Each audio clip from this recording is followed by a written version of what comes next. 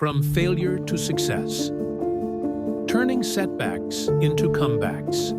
Introduction. Good afternoon. I want to start with a simple question. Have you ever failed at something? Be honest with yourself for a moment. Have you ever worked so hard for something? Maybe a job, a dream, a relationship, an exam, or even a personal goal, only to fall flat on your face?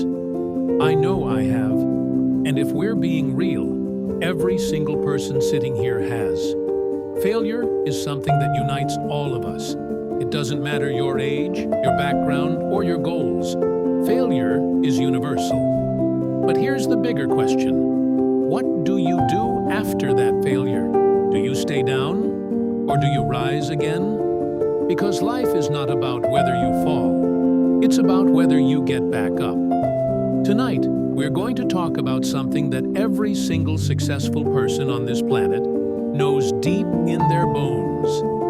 Setbacks are not the end. They are setups for comebacks. And I'm going to share with you not just stories of people you know, but also practical steps you can use in your own life to turn your failures into fuel. So, let's dive in. Stories of failure and comeback. Let's start with some stories, because stories stick. 1. Michael Jordan. We all know Michael Jordan as one of the greatest basketball players in history. But did you know that in high school, he was actually cut from the varsity basketball team? Imagine that. The kid who would go on to win 6 NBA championships, 5 MVP awards, and become the face of global sports, was once told, "You're not good enough." Most kids would have quit right there. But Jordan used that rejection as motivation. He said, "I've failed over and over and over again in my life, and that is why I succeed." Second, J.K. Rowling. Take J.K. Rowling, the author of Harry Potter. Before her books became a billion-dollar empire, she was a single mom, living on welfare, rejected by multiple publishers. One publisher even told her, "Children just don't want to read that kind of book anymore."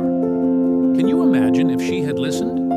If she had quit? Millions of children around the world would have never grown up with Hogwarts. 3. Steve Jobs. Let's talk about Steve Jobs, the man who co-founded Apple, got fired from Apple. Yes, the company he built from scratch, the company he poured his soul into, turned around and told him, "You're out." That could have been the end of the story. But instead, Jobs used that painful experience to learn, grow, and create. Years later, he came back to Apple, and the rest is history. iPhones, iPods, iPads. His comeback changed technology forever. 4. An ordinary example. The taxi driver turned entrepreneur. And it's not just famous people. I want you to hear this too. Success after failure isn't reserved for celebrities. I once heard about a man who worked as a taxi driver for years. He had dreams of starting his own small food business. The first time he tried, he lost everything. Money, confidence, even friends who doubted him. But he didn't stop.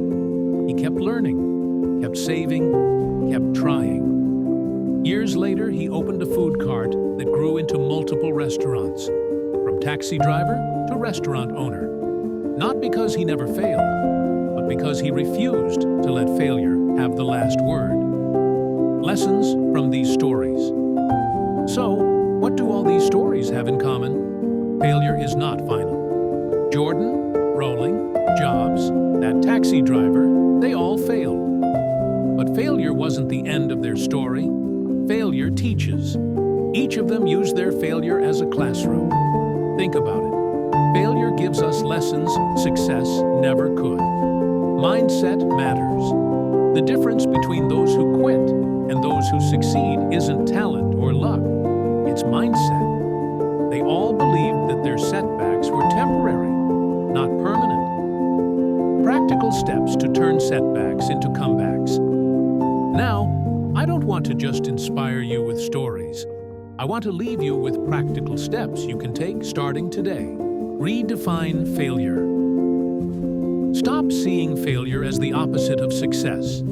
Failure is part of success. You don't learn to ride a bike without falling. You don't build muscle without breaking it down first. You don't grow without discomfort. Every no you hear brings you closer to the yes that will change your life. 2. Control your inner voice. What do you tell yourself when you fail? Do you say, "I'm useless, I'll never make it"? Or do you say, "This is painful, but it's temporary. I will rise again"? The way you talk to yourself shapes your reality. Feed your mind encouragement, not defeat. 3. Build resilience with daily habits. Resilience isn't built in a single moment. It's built in small habits every day. Wake up early. Move your body. Write down your goals. Practice gratitude. Surround yourself with positive people. These habits don't guarantee you won't fail, but they guarantee you'll be strong enough to handle it. 4. Learn, don't repeat. Failure is only failure if you don't learn from it. If you fail and make the same mistake again, that's stubbornness, not resilience. Ask yourself, what can I do differently next time? Take action, even small steps. When you fail, the temptation is to freeze, but the secret is to keep moving. Take one small step forward, even if it's tiny. Because momentum builds. Emotional encouragement. Now let me speak to your heart. Maybe you're here tonight and you've been carrying the weight of failure for too long. Maybe you failed an exam, lost a job, or saw your dream collapse. Maybe people around you whispered, "See? I told you, you can't do it." But I want you to hear me. You are not your failure. You are not defined by your mistakes. You are defined by your ability to rise. The people who laugh at you now, one day they will clap for you. The people who doubt you now, one day they will tell your story to others. But only if you keep going. Don't quit in the dark. Don't bury your dream just because today feels heavy. The night is always darkest before the dawn. And trust me, your dawn is coming. Conclusion. Call to action. So, let's bring it home. Failure is not a period. It's a comma. It's not the end of your story. It's just a pause before the next chapter. Think about it. Michael Jordan, J.K. Rowling, Steve Jobs, that taxi driver, they all had excuses to give up. But they didn't. And because they didn't, the world is better today. Now it's your turn. The comeback you're waiting for won't come if you stay down. It comes when you rise, when you try again, when you refuse to quit. So I leave you with this challenge.